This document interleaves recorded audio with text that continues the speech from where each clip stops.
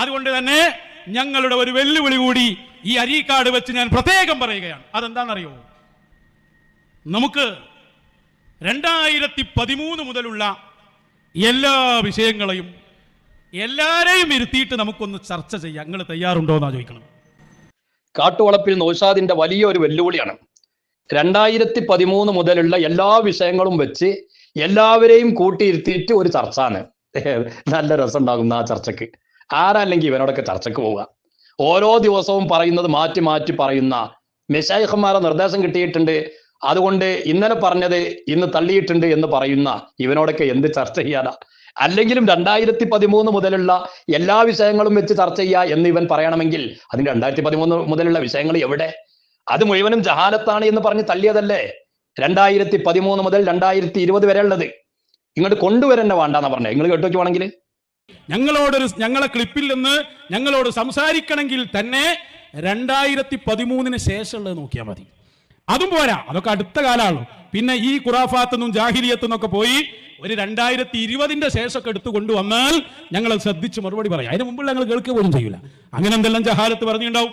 കേട്ടില്ലേ? കുരുവട്ടൂരികൾ പറഞ്ഞ വിഷയവുമായിട്ട് സംസാരിക്കണമെങ്കിൽ തന്നെ 2020 ശേഷമുള്ളത് കൊണ്ടുവന്നാൽ നോക്കിയിട്ട് പറ്റുകയാണെങ്കിൽ ചർച്ച ചെയ്യും, സംസാരിക്കും എന്നാ പറഞ്ഞേ. അവ 2013 മുതലുള്ള എല്ലാ വിഷയങ്ങളും വെച്ചിട്ട് എല്ലാവരും കൂടിയിട്ട് ചർച്ച ചെയ്യാന്ന് പറഞ്ഞാൽ എവിടെ ചങ്ങായി അതിന്? ആ 2013 മുതലുള്ള ഒക്കെ ജഹാലത്താണെന്ന് പറഞ്ഞ് തള്ളിയല്ലേ. എവിടുന്നാ ഇവനൊക്കെ പ്രസംഗിക്കണേ? സ്റ്റേജിൽ കയറുമ്പോ എന്ത് അടിച്ചിട്ടാണ് ഈ വരുന്നത്? നേരത്തെ പറഞ്ഞതാണ്, ഇതിപ്പോ ഒരു 1.5 വർഷം മുമ്പ് പറഞ്ഞതാ. ഒക്കെ തള്ളി. ഇനി 2020 ശേഷമുള്ളത് കൊണ്ടുവരികയാണെങ്കിൽ തന്നെ ഞങ്ങൾ നോക്കിയിട്ട് പറ്റുകയാണെങ്കിൽ അതിന് പറയാന്ന്.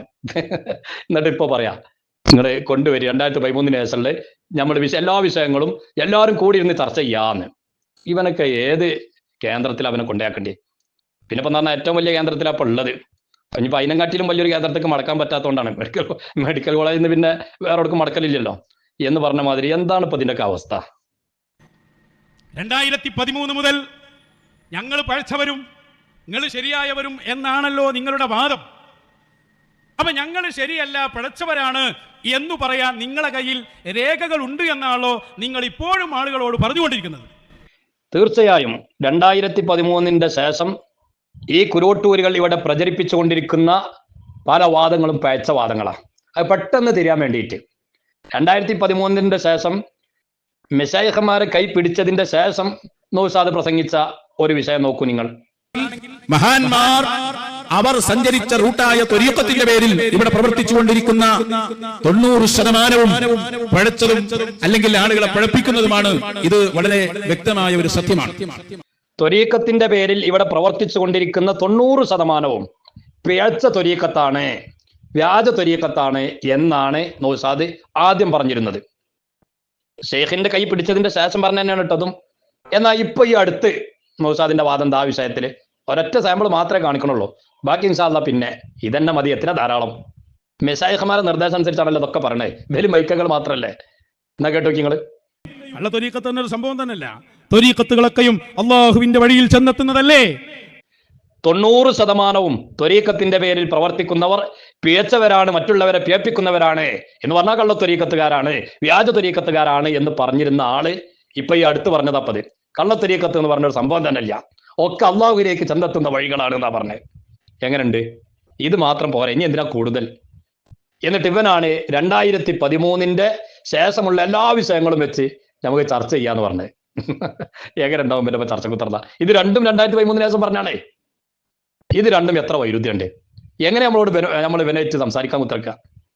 2013 മുതൽ 2020 വരെയുള്ള തള്ളി ജഹാലത്താണ് ഞാൻ അങ്ങോട്ട് കൊണ്ടുവരണം വേണ്ടാന്ന് പറഞ്ഞത്. ഇപ്പൊ എന്നിട്ട് നമ്മളോട് പറഞ്ഞു 2013 വരെയുള്ള എല്ലാ വിഷയങ്ങളും കൊണ്ട് വരി നമ്മൾ ചർച്ച ചെയ്യാന്ന്.